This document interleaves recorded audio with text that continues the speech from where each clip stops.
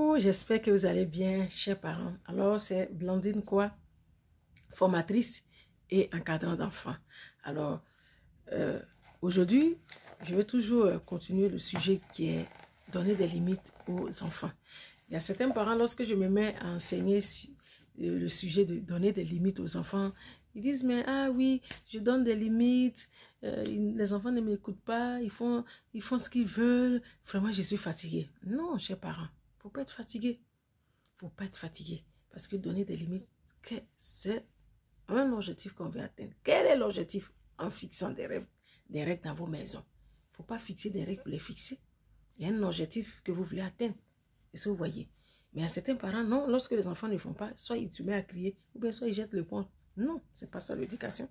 L'éducation, c'est les valeurs que nous transmettons aux enfants, chers parents. J'entends certains parents dire, oui, aujourd'hui, là, les enfants, on leur donne des valeurs à la maison, puis on leur éduque, ils vont prendre d'autres choses de leurs amis. J'ai dit à ces parents-là, c'est que les limites que vous avez fixées n'ont pas été claires. C'est pourquoi l'enfant, il allait prendre ce qu'il y a de l'extérieur pour envoyer au sein de la maison. Mais quand on fixe des règles, il y a un objectif qu'on va atteindre. Tant que l'objectif n'est pas atteint, vous ne passez pas à autre chose. Vous voyez. Mais vous dites à l'enfant, viens balayer. Et puis l'enfant, il ne balaye pas. Ou bien il n'a pas bien balayé. Ah, il faut laisser, il faut laisser. Et puis on appelle à nounou, viens balayer. Parce qu'il lui a été balayé, il n'a pas bien fait. Non. L'objectif, c'est qu'il balaye et qu'il balaye bien. Donc tant qu'il n'a pas encore balayé, vous êtes là. Vous ne passez pas à autre chose. Je ne sais pas si vous me comprenez, chers parents. C'est ça, fixer des limites. Vous voyez, il y a un parent qui s'est approché de moi, me disant, oui, son enfant de 2 ans dort à 1h du matin. J'ai dit, mais pourquoi? Elle me dit que non, qu'elle n'a pas sommeil, donc elle reste devant la télévision jusqu'à 2h du matin. J'ai dit, mais tiens, mais c'est que c'est ton enfant qui te commande. C'est ton enfant qui a le pouvoir. C'est ton enfant qui est la maîtresse de la maison. Ah bon? À 2 ans, lui-même, il décide à l'heure qu'il va dormir. Et quand il va avoir 8 ans ou 6 ans, quel sera son son? Ça veut dire qu'il va dormir au moins peut-être à 4h du matin. Et j'ai dit à ce parent, non. S'il est l'heure d'aller au lit, allez, qu'il aille au lit, même s'il n'a pas sommeil, qu'il reste sur son lit. Et quand le sommeil va venir, il va dormir. Mais s'il reste jusqu'à 2h du matin, ça veut dire que donc, tant qu'il ne dort pas, donc toi tu es là pour le surveiller comme ça. Vraiment, tu as du travail. Hein? Et j'ai donné des conseils à ce moment-là. Je dis non, ce n'est pas l'enfant qui décide. C'est vous qui décidez en tant que parent. Allez, s'il est l'heure, vous fixez quelle est l'heure que vous voulez que l'enfant aille dormir. Si c'est 21h, allez, 21h, il va au lit. Même s'il n'a pas sommeil, il reste couché. Le sommeil va venir d'ailleurs. Et cette maman-là, elle a commencé petit à petit. Et la petite, elle n'a pas eu de problème. Voilà, allez dormir. Mais pourquoi? Parce que maman ne lui a pas dit, va dormir. Maman dit non, parce qu'elle dit qu'elle n'a pas sommeil. Donc elle reste jusqu'à 1h du matin. Et tu es là, tu la suivais comme si c'était un bébé. Même les bébés aussi, on les donne des limites pour les aider émotionnellement. Vous voyez. Et aujourd'hui, cette maman, elle est contente. C'est pour vous dire, chers parents, en tant que parents, nous avons notre part de responsabilité dans l'éducation des enfants. Parce qu'aujourd'hui, il y a plein de choses qui se passent dans les établissements. Les professeurs sont fatigués. Les éducateurs sont fatigués. Convoquent les parents chaque semaine. Parce que l'enfant, il est devenu autrement. Quelque chose qu'on ne peut pas supporter. Pourquoi? Parce qu'il n'a pas de limites. Vous voyez, limite là, quand on ne fixe pas des limites, les enfants vont aller avec ces comportements-là hors de la maison. Et ça, vous voyez, chers parents. Alors, il faut fixer des limites. Il faut rester focalisé sur l'objectif qu'on veut atteindre. Et la Bible même le dit dans le livre de Proverbes, chapitre 22, verset 6. Instruis l'enfant selon la voie qu'il doit suivre. Et quand il sera grand, il ne s'en détournera pas. Quelle est la voie que vous voulez que votre enfant puisse prendre?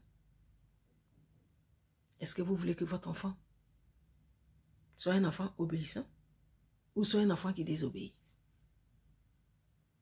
Il doit obéir parce que c'est vous qui êtes l'autorité. L'autorité, comme je l'ai dit aussi, ce n'est pas le fait de crier. L'autorité, c'est que l'enfant reconnaît que c'est vous, le père ou la mère. Et vous êtes ferme et vous êtes flexible. Si vous voyez. Mais ce n'est pas le fait de crier. Parce que les enfants, ils sont des manipulateurs. C'est ce que vous ne savez pas, chers parents. Les enfants, c'est des manipulateurs. Si c'est que quand il va faire ça, tu vas réagir et après ça va passer. Mais quand vous êtes ferme, quand vous êtes focalisé sur votre objectif, vous allez voir. Il ne va plus venir encore vous tester. Parce que les enfants, ils aiment tester. S'ils voient que maman est flexible, elle est ferme, vous allez voir que tout de suite, il va obéir. Mais si vous fixez les règles et que vous laissez et pour passer à autre chose, les enfants vont dire que de toutes les manières, ça ne va pas aller quelque part. C'est pas ça. C'est pas ça des limites, chers parents. Prenez le contrôle sur l'éducation de vos enfants. Ne laissez pas l'éducation aux enfants de l'extérieur. Ne laissez pas les enfants s'éduquer, surtout éduquer eux-mêmes. Vous-même, éduquez-les. Donnez-les des valeurs. Donnez-les des limites. Vous voyez, ça va les aider.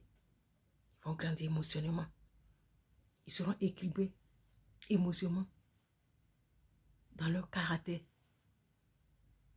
Vous voyez. Parce que ces enfants-là, ils ne vont pas rester enfants. Ils vont grandir, ils vont se marier. Imaginons. Quelqu'un n'a jamais dit, on ne lui a pas donné des ordres, on ne lui donne pas des ordres. Des ordres. Il va rester là. Le jour, son mari va lui dire, fais ceci, fais cela. Il va dire, mais celui-là, il avait dit quoi? Elle oublie qu'elle est mariée. Mais tout ça, c'est depuis l'enfance. Il n'a pas eu de limites. On ne lui a pas donné des ordres. On ne lui a pas dit, il faut faire ceci, il faut faire cela. Et demain, ces femmes-là, elles ne se soumettent pas dans le foyer. Pourquoi? Parce que déjà, lorsqu'elles étaient petites, maman, elle laissé faire tout ce qu'elle veut.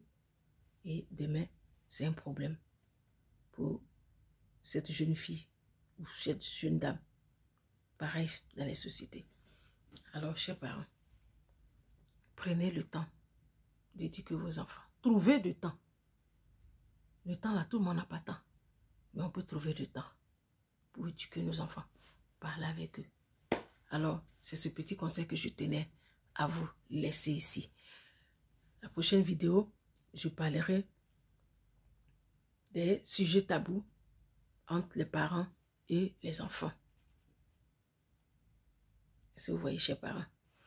Alors, si ces vidéos que je fais ici vraiment vous intéressent et vous voulez aider d'autres personnes à entendre pour pouvoir encore mieux éduquer leurs enfants, ma chaîne YouTube, c'est Blandine quoi, tout simplement.